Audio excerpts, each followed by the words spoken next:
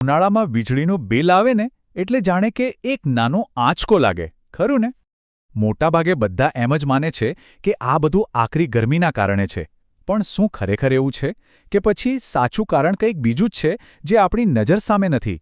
ચાલો આજે આપણે આ જ રહસ્ય પરથી પડદો ઉઠાવીએ. તો એવો તો કયો મુખ્ય ગુનેગાર છે જે એસીના બિલને આટલું બધું વધારી દે છે?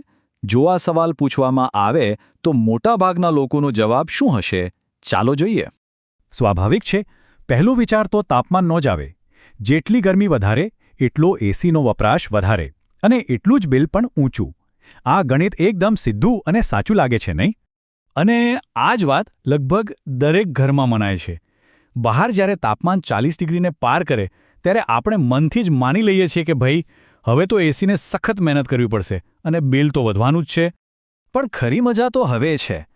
શું એવું બની શકે કે તાપમાન તો આખી કહાણીનો માત્ર એક નાનો હિસ્સો જ હોય અને એક એવું પરિબળ છે જેના પર આપણું ધ્યાન જ નથી ગયું અને તે જ સૌથી વધુ અસર કરે છે?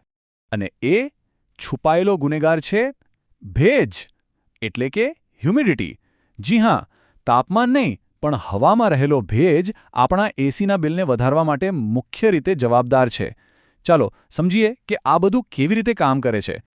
આ વાત જાણીને કદાચ નવાઈ લાગશે. વિચારો, 35 ડિગ્રી ગરમીવાળો સૂકો દિવસ 30 ડિગ્રી ગરમીવાળા ભેજવાળા દિવસ કરતાં સસ્તો પડી શકે છે.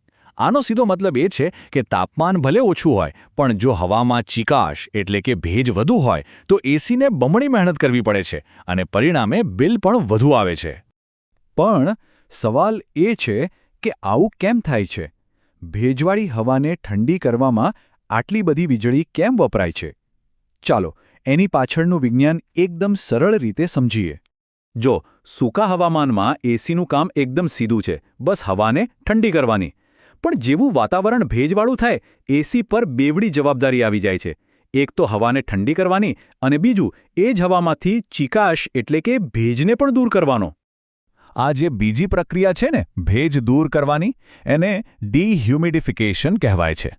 આમાં એસી હવામાંથી પાણીના નાના નાના કણોને શોષી લે છે, જેનાથી આપણને ચીકાશમાંથી રાહત મળે છે અને હવા એકદમ ફ્રેશ લાગે છે. અને ખરી વાત તો એ છે કે આ જ પ્રક્રિયા સૌથી વધુ વીજળી વાપરે છે. આ જ કારણે વીજળીનો વપરાશ સીધો આસમાને પહોંચી જાય છે. જ્યારે એસીને ભેજ દૂર કરવાનું આ વધારાનું કામ કરવું પડે ને, ત્યારે એનું કોમ્પ્રેસર લાંબા સમય સુધી ચાલ્યા કરે છે. અને જેટલું કોમ્પ્રેસર વધારે ચાલે એટલો જ આપણું બિલ પણ સીધું વધી જાય છે. સારું, તો હવે આપણે સમસ્યાનું મૂળ કારણ જાણી ગયા છીએ, તો ચાલો હવે તેના ઉકેલની વાત કરીએ. અહીં કેટલીક સ્માર્ટ અને સરળ ટિપ્સ છે જેનાથી ગરમી અને ભેજ બંને સામે લડી શકાય છે અને વીજળીના બિલમાં પણ ઘટાડો કરી શકાય છે. સૌથી પહેલી અને સૌથી મહત્વની ટિપ, એસીનું તાપમાન હંમેશા 24થી 26 ડિગ્રી સેલ્સિયસની વચ્ચે જ સેટ કરો. યાદ રાખો, જેટલું નીચું તાપમાન સેટ કરવામાં આવશે, ખાસ કરીને ભેજવાળા દિવસોમાં એસીને એટલી જ વધુ મહેનત કરવી પડશે અને બિલ પણ એટલું જ વધશે. આ 3 બાબતોનું પણ ખાસ ધ્યાન રાખવું. પહેલું, જ્યારે પણ હવામાં ભેજ વધુ લાગે ત્યારે એસીનો ડ્રાય મોડ વાપરો.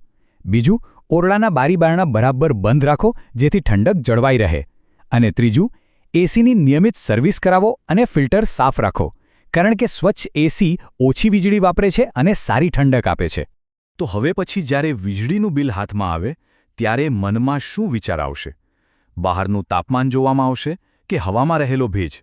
મને લાગે છે કે આ સવાલનો જવાબ હવે આપણી પાસે બિલકુલ સ્પષ્ટ છે.